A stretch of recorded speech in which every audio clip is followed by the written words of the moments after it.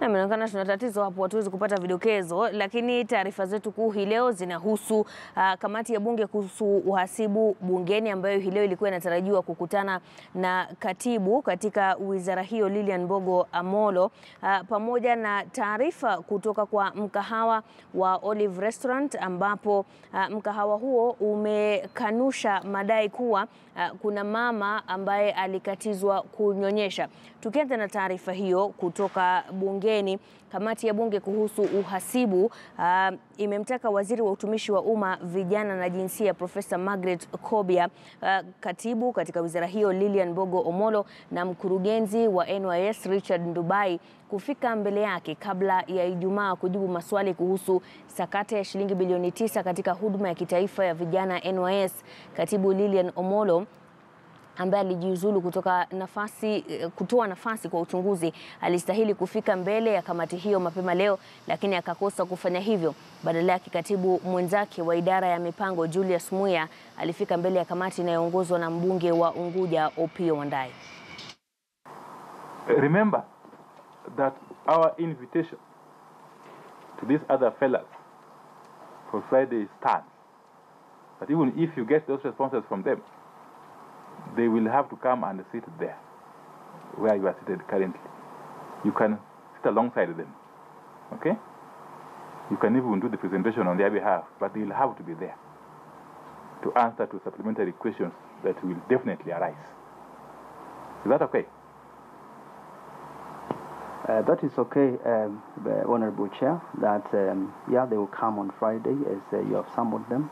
And we also want to seek your indulgence so that we also come and yes, present our written responses on the bits that relate to planning.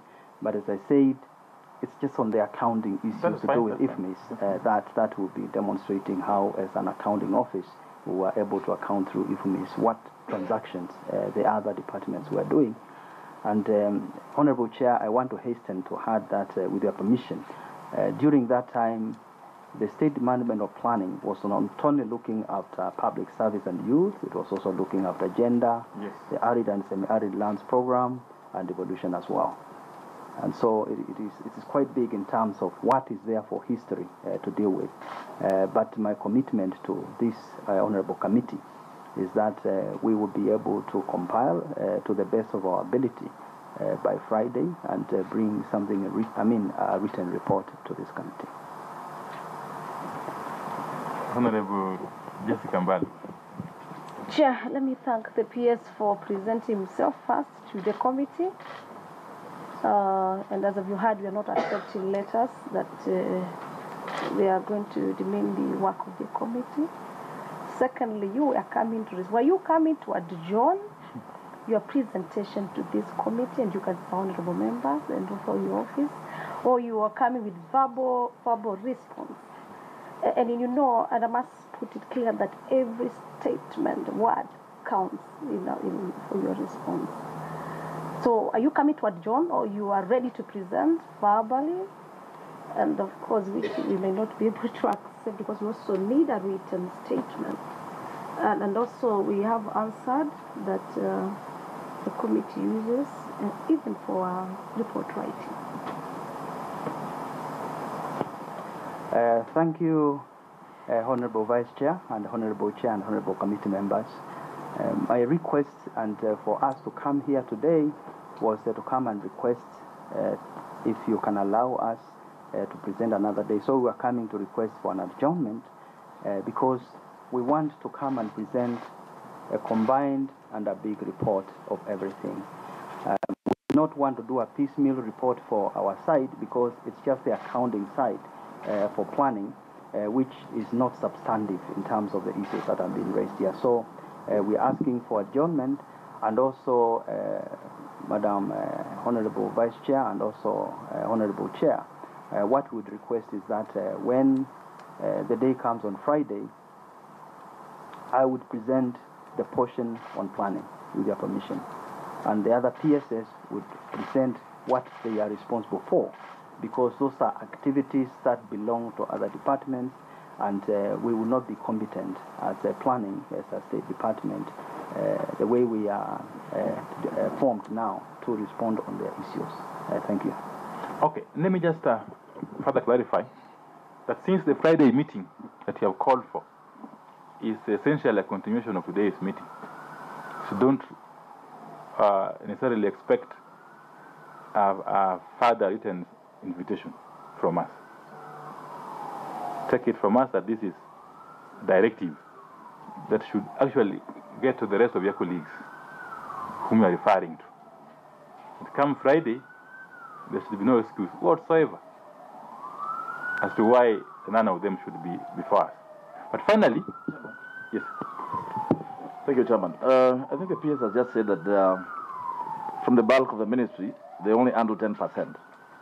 Maybe they don't have to come on Friday. Maybe they can come this afternoon or tomorrow to present for the 10%. Through the chair, I would beg to come on Friday if we can be given that indulgence. Okay. Thank you. We shall indulge you. Come on Friday, please, at 10 a.m.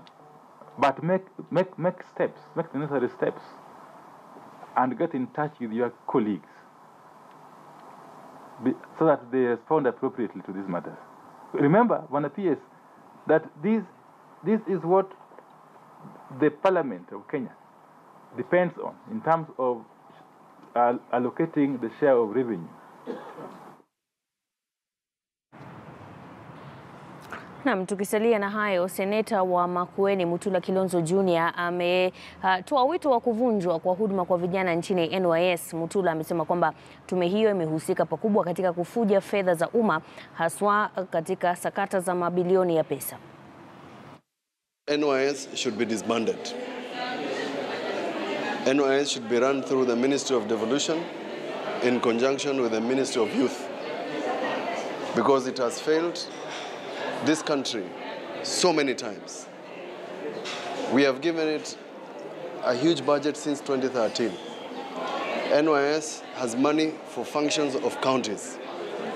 It is not performing those functions. It has been given dams, sanitation, sewerage, and other things. The cities, the major cities of this country, Mombasa and Nairobi, are the dirtiest. Yet we are still giving NYS money. This is time to disband NYS and its management. It's not enough for them to be suspended. Somebody should go to court. Usimamizi wa mkahawa wa Olive katikati mwa jiji la Nairobi umejitenga na kisa cha mwanamke mmoja kudai kukatazwa kunyonyesha kwa kutoa kanda ya video ambayo wanasema ina ushahidi wa yaliyotokea katika mkahawa huo. Before chakula ikuje, in the clip you've seen that still has not happened. Alianza kukula kwanza, so kakula.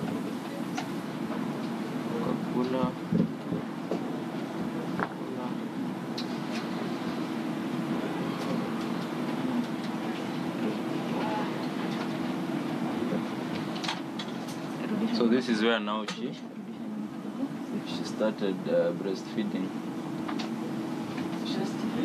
She started at exactly hapo.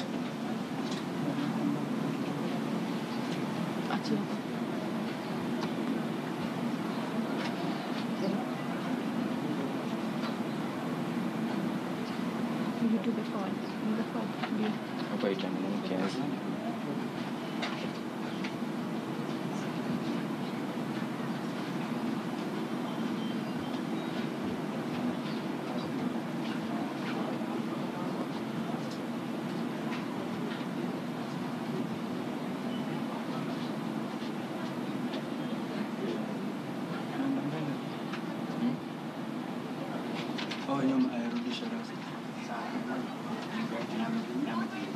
That's a lady now.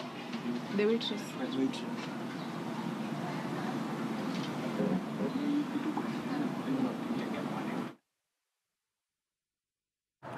Kwingineko, idara ya hali ya anga imetoa tahadhari ya mvua kubwa na mafuriko katika maeneo kadhaa nchini kuanzia leo. Sehemu kadhaa katika maeneo ya magharibi mwa nchi, kati mwa nchi na bonde la Ufa yatapokea mvua kubwa zaidi kupita milimita 50.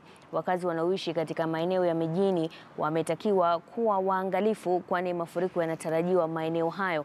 Zaidi ya watu 150 wamefariki kufuatia mafuriko nchini, huku wengi zaidi wakipoteza makao.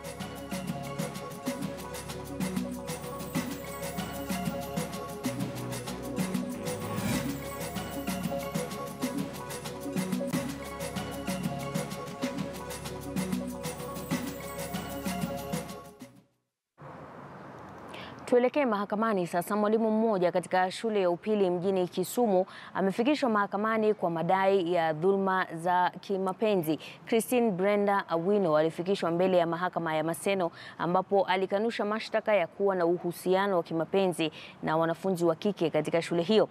Awino anasemekana kufanya makosa hayo kati ya mwaka 2016 na mwaka huu alipokuwa mwalimu katika shule hiyo.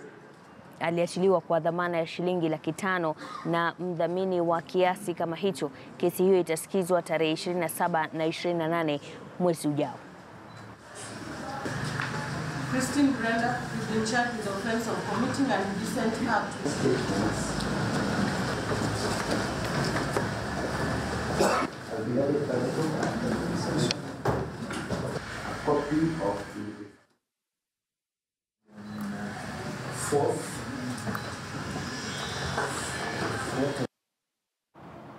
Tuangazie mazingira sasa. Viongozi wa dini wametakiwa kuwa mstari wa mbele katika kuwahimiza wananchi kupanda miti. Waziri wa mazingira Keriako Tobiko amesema kuwa viongozi wa kanisa wana ushawishi mkubwa kwa waumini na wanaweza kutumia ushawishi huo ili kulinda mazingira.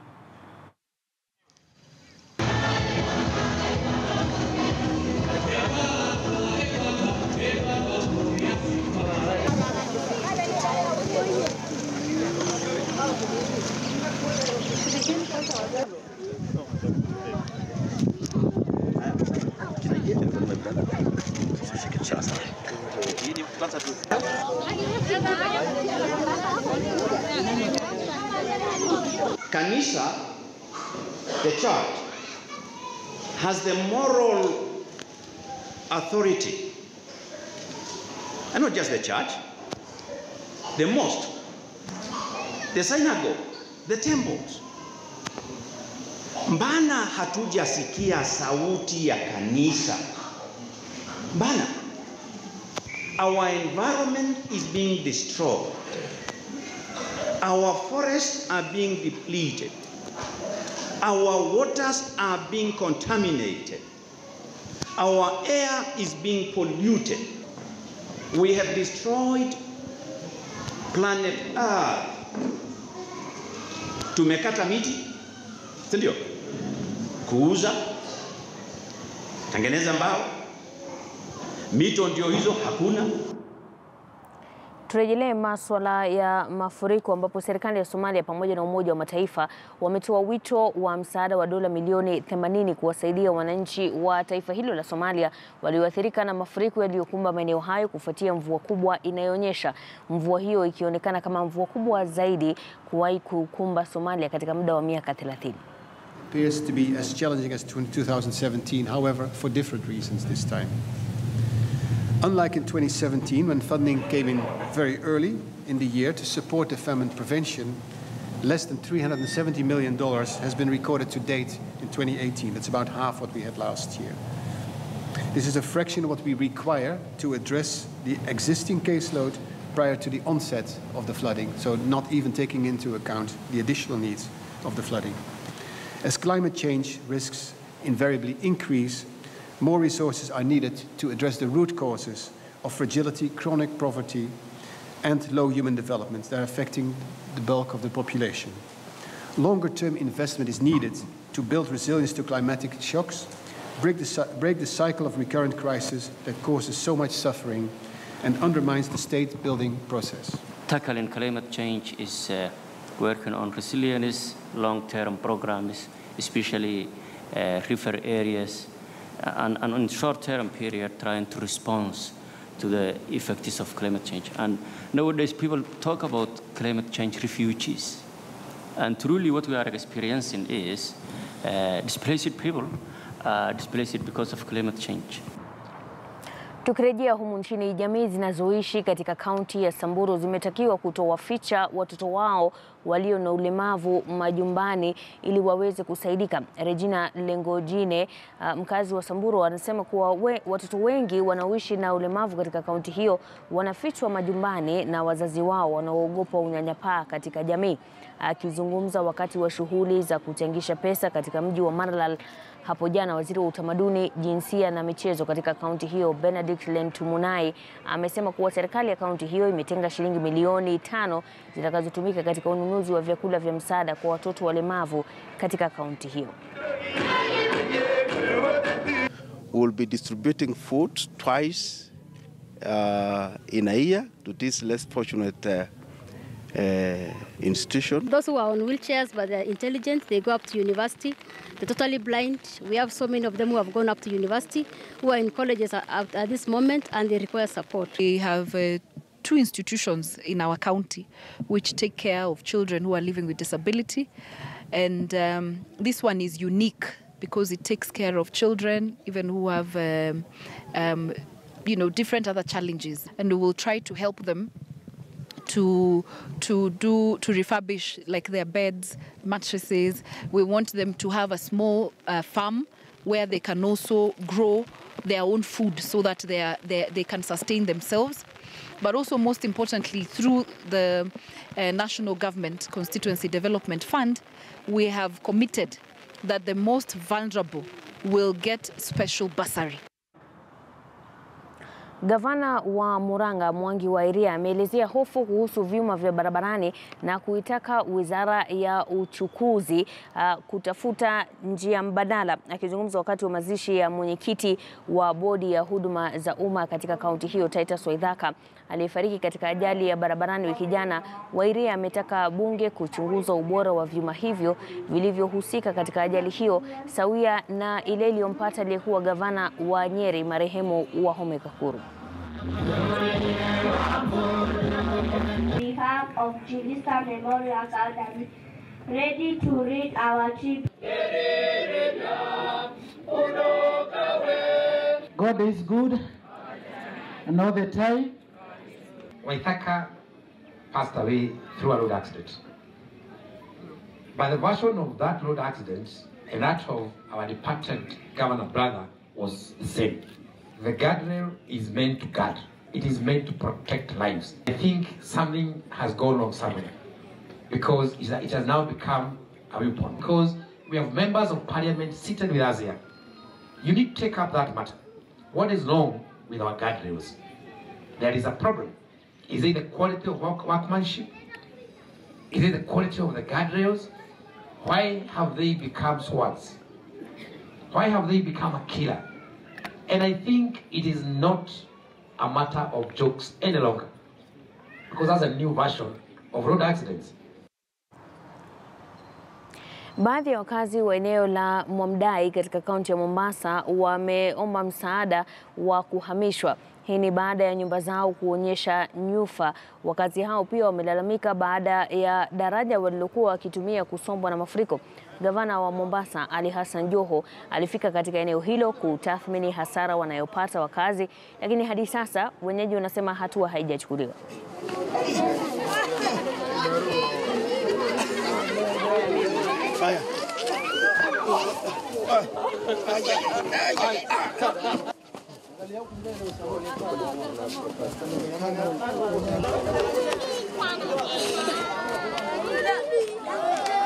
Kwa hakika kabisa leo tuko hapa kwa sababu tuko na huzuni nyingi kwa sababu ya kijiji chetu cha Mwamlai vile kilivyo. Tumekuwa na hii shida kwa muda mrefu zaidi ya miaka 20 sasa kuhusiana na hili bonde ambalo kwa kweli kabisa kufikia sasa baada ya mvua kuzidi tunaona kwamba kijiji kimegawanywa mara mbili kiasi cha kwamba ni vigumu kabisa mtoto kutoka chini kupanda juu ama mama mzee kutoka chini kupanda juu. Vile vile kuna hatari ambayo inaonekana wazi katika sehemu hii kwa sababu tayari tumeona baadhi ya manyumba yameanza kuonyesha ishara za kuporomoka, miti imeporomoka. Hii ina maana kwamba kwa muda mfupi unaokuja kama kutakuwa na mvua leo ama kesho basi tunatarajia janga kubwa sana kwa hiki kijiji. Tunawauliza viongozi na serikali kuu kwamba wakati umefika ambapo wananchi wako na shida hasa katika mwezi mtukufu wa Ramadhani, na iomba jamii yote ya Waislamu wahisani wote wahakikisha kwamba tunaweza kuungana kusaidia hii jamii ya Mwamlai. Sisi kama wazazi hatuna raha na hatulali, maana ni lazima asubuhi tufike hapa tuvushe watoto kwenda mashule na baadaye tuje hapa tena tuchukue watoto kurudisha manyumbani, jambo ambalo limekuwa jambo la hatari. Hakuna raha. Na kama ni viongozi nafikiri washaona kila kitu, wa viongozi wa kila aina washafika hapa. Mheshimiwa Gavana alikuwa hapa, na MCA, watu wa kila washafika hapa kuangalia, lakini mpaka sasa bado hatujapata utatuzi wote. Kwa hivyo tunaomba ikiwa serikali itaingilia jambo kama hili, serikali kuu pamoja na viongozi wengine ama wahisani waje waangalie shughuli kama hii watusaidie, maana ikiwa mvua itaendelea kunyesha nafikiri sisi hapa tutaangamia. Bodi ya halmashauri ya udhibiti wa idara ya polisi ya IPOA hii leo imepokeza ripoti ya utendakazi katika hatamu yake iliyoanza mwaka 2012 ambapo imetaja usimamizi wa idara ya polisi kama tatizo kuu linalokumba idara hiyo. Muda wa maafisa wasimamizi wa IPOA umekamilika kwa maafisa hao wakiongozwa na mwenyekiti Masharia Njeru ambao walimpokeza waziri wa masuala ya ndani ripoti iliyoangazia takwimu za malalamishi mbalimbali yaliyotolewa kwa halmashauri hiyo. In as they fulfill their respective mandates in being accountable to the public. On our own part, we are conscious of the role of IPOA, and whereas we have had not very good relationship, I must admit that one. But going forward, as I said a couple of days ago, we want to reset, and we look forward to better relations with the authority going forward. That difficult relationship was not born of deliberate effort on our part, but it was because of a bit of difficulties in the approach as to how oversighting the police should be done. And I must say we have since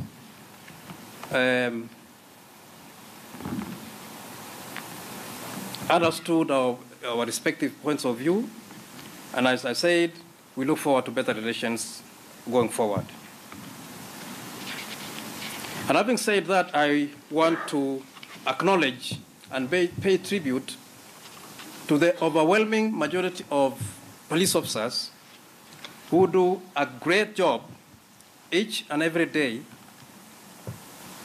in very, very difficult circumstances in many places, fighting terrorism, fighting all manner of transnational crime, providing public safety and security to our urban areas and in our communities across the length and the breadth of our country.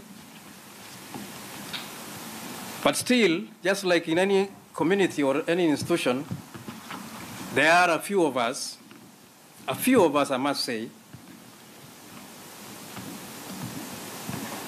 who do not conform to our disciplinary code, at times fall afoul of the law, and those are the people we discipline in the first instance ourselves,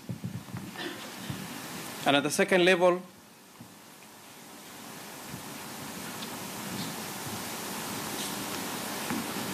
become persons of interest to IPOA and the law, and we willingly hand them over to be dealt with in accordance with the law.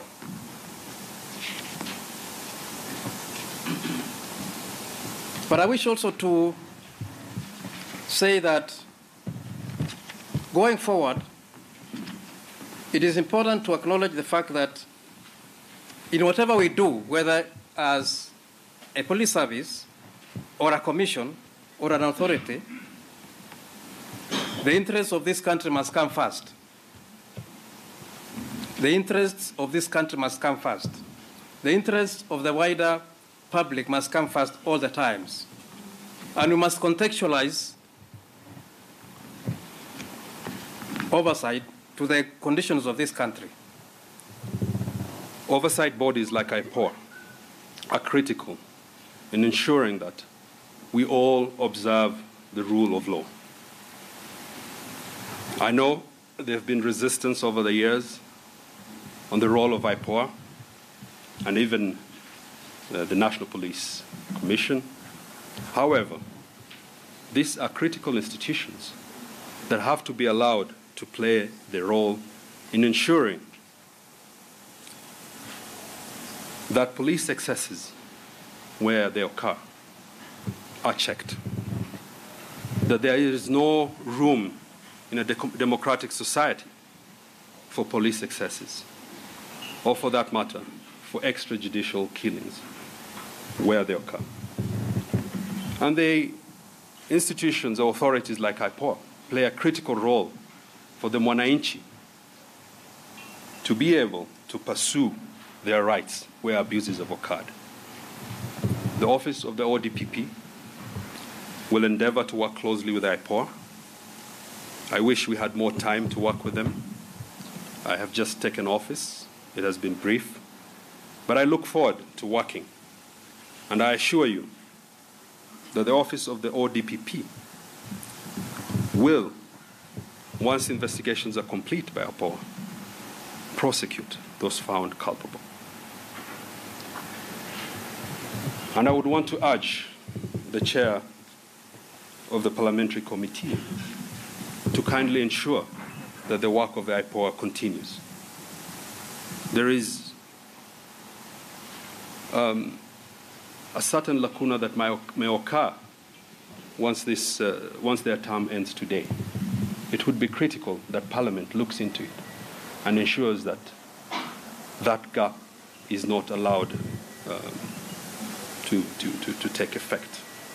As you very well know, under the ESCC, we've had a big problem when the commission term ended and they were not in office. This will complicate investigations. It will delay justice, which is, I think, unacceptable in a just and democratic society. I want to again, once more, assure both the IG, the chair of the National Police Service, and IPOA that our DPP will continue being a partner in its endeavor to ensure that the rule of law is observed. The biggest problem within the National Police Service, if we're to be candid, is the management. It's a management issue that needs to be dealt with. That's our take home. Management is a critical issue. Now, what do I mean by management? One, majority of police commanders do not have management and leadership skills, and that impacts negatively on the running of the National Police Service. That is one. Point number two, there is no coherent strategic direction. Coherent in the sense that you can say that the police service, there's effective coordination. There's no effective coordination that is, that is there. And of course, that coherent strategic direction, which affects, again, as you've said, the running of the National Police Service.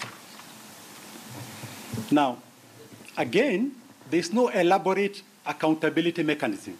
Because if there was elaborate accountability mechanism, it would be much easier to hold police officers to account, rather than for us being in denial. Because if we continue being in denial that there's a problem, then it becomes extremely difficult to come up with solutions.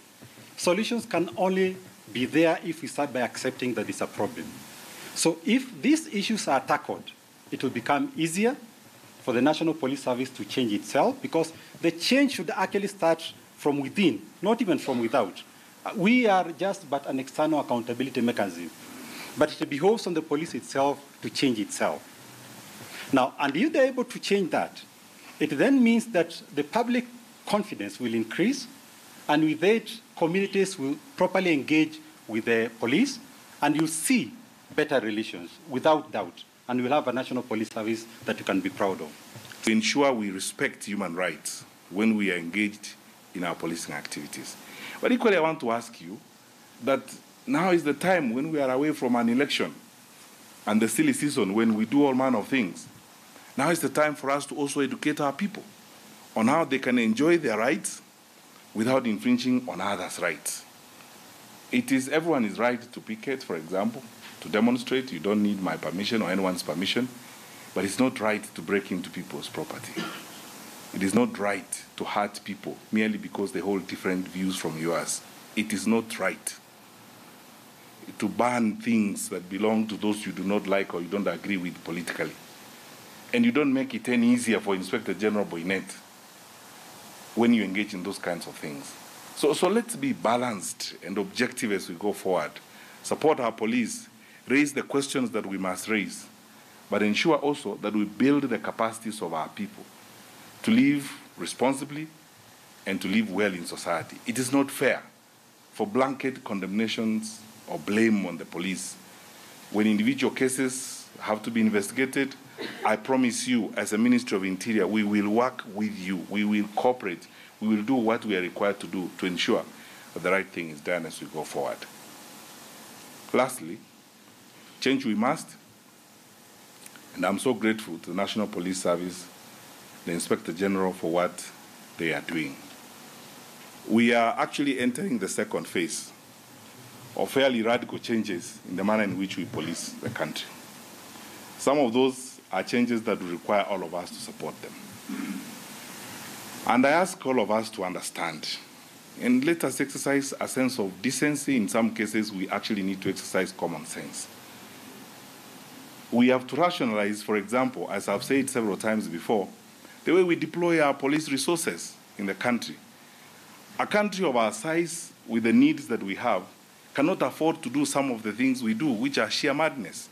There is no county government official anywhere in this country who needs 26 police officers to guard them. There is no one. Governor or whatever, you don't need 26 police officers to guard you. We can't move a police station to your office. Hata hiyo pia mimi imenichekesha. Tupumzike kidogo, nitarejea na taarifa zaidi hivi punde. Usiondoke.